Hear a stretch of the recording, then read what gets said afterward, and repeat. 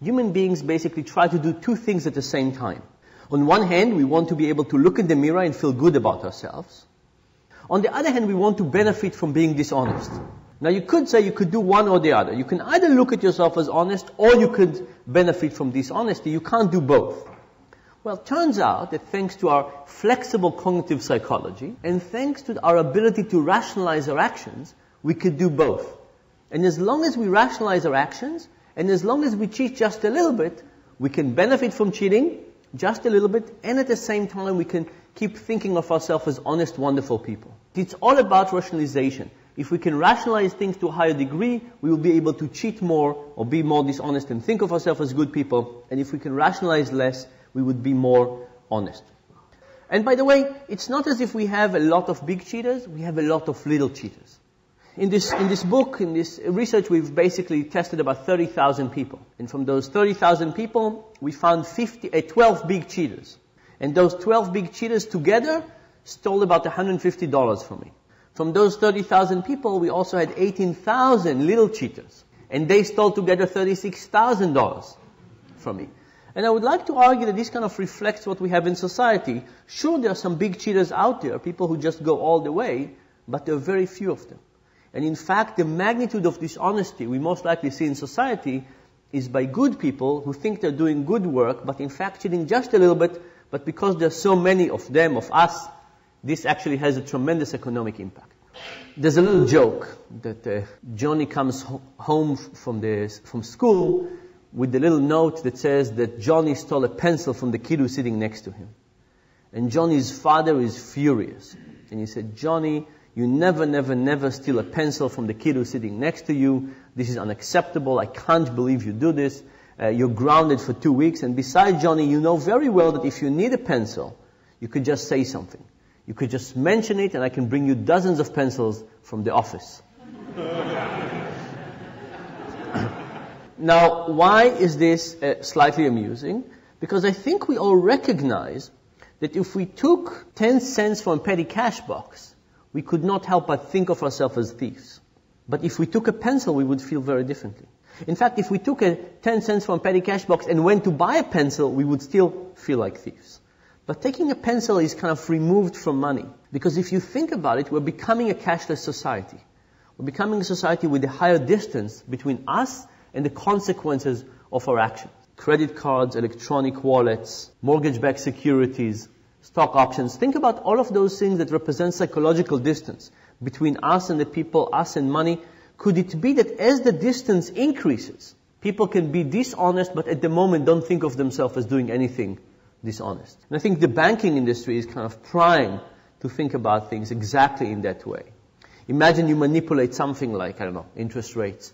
There are so many layers on top of that. And you don't see who exactly you're affecting, even though you might affect the whole global economy, that it might be very easy for people to take steps in that wrong direction and still think of themselves generally as not doing anything terrible.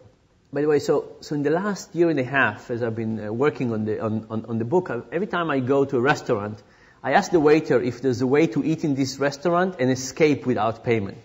And I said, look, I'm not going to do it, but just tell me, if you were giving me advice, how would you tell me to do it? And aside from one person, they always have great suggestions.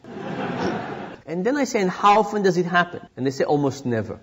They say, from time to time, somebody walks up without paying, but they walk slowly and we stop them and they just say they forgot. Almost never people just walk without payment. Contrast that with illegal downloads. My book that came out about a month ago, in the first 2 days, was downloaded 20,000 times from some website. It's kind of ironic. A book on cheating was... But if you talk to young people, virtually all of them have illegal music on their computers, and nobody feels bad about it. In fact, one young guy recently, we talked about it, he stood up, he said, excuse me, I don't think this is wrong. He said, musicians want their music to be heard. That's what they wrote it for. And label companies are evil. And he said, besides, I was not going to buy this music anyway, so I'm not hurting anybody. And everybody is doing it, right? So this guy, in fact, if you listen to him, he was not downloading illegal stuff. He was fighting for freedom, right? He was promoting the world, making it a better place. An amazing level of rationalization that you couldn't do in a restaurant. You can't go and say to yourself, oh, you know what, chefs really want their food to be eaten.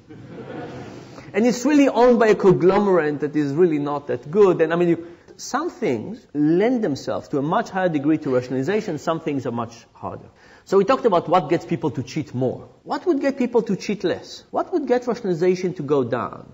To kind of scrutinize their own actions. Being reminded of values. Yeah, we've done that in a couple of ways, and it's really quite, I think, optimistic. We went to UCLA, Los Angeles, and we asked about 500 students to try and recall the 10 Commandments. But after trying to recall the 10 Commandments, when we gave them the same opportunity to be dishonest, nobody was dishonest. In fact, even when we take self-declared atheists and we ask them to swear on the Bible, and we give them a chance to cheat, they don't cheat. So this suggests that there's something about reminders that the moment we think about morality, even if it's not our own moral code, all of a sudden we are kind of supervising ourselves to a higher degree. We're more thoughtful about our own actions, and as a consequence, we let ourselves get away with less activities. We also looked at the Catholic confession. We went to talk to Catholic priests, and we said, from an economic perspective, we don't understand confession. Please explain it to us. They said, if you can confess and be absolved, shouldn't you cheat more? Shouldn't you cheat on the way to confession? The priest said no. So here are 3 theories how confession might work. One theory is that you think to yourself, I want to rob this convenience store, but I'll have to confess. It will be unpleasant, the priest will think badly of me, and this added cost makes the whole thing not worthwhile. We don't find any evidence for that. Another possibility is like the 10 Commandments experiment I told you about. You come out of confession and you feel good and wonderful about yourself, and for a little while longer, you want to keep that feeling of being good. We find some evidence for this. But the most interesting version is the following. When we give people hundreds of opportunities to steal and to cheat over time, what we find is that people are slightly dishonest, balancing, feeling good about myself, cheating a little bit, feeling good, cheating a little bit. And then at some point, many people switch and start cheating all the time. And we call this switching point the what the hell effect. It turns out we don't have to be 100% good to think of ourselves as good. But if at some point you don't think of yourself as good, you might as well enjoy it. And many people, by the way, report this same thing with diets. You start a strict diet and then you violate your diet and you say, today I'm not dieting, I might as well have a burger and some fries, I'll start tomorrow, next Monday or next month. Now if people cheat a lot all the time, why would they ever stop? Why would you ever stop? If you think you're going to hell in the Catholic version, why would you ever stop? In fact, the Catholic confession might have actually stumbled on this. This might be a really good idea, that if you are cheating a lot, maybe you need to be able to open a new page. So we did these experiments. We do a non-Catholic kind of confession. People cheat a little bit, they cheat a lot. We give them a chance to say what they have done badly. We give them a chance to ask for forgiveness from whatever spirits they believe in. What happens after those 2 actions together? Cheating goes down. Opening a new page does seem to be very successful. And this, by the way, I think is something that religion figured out, and the question is, how do we put it into civic society?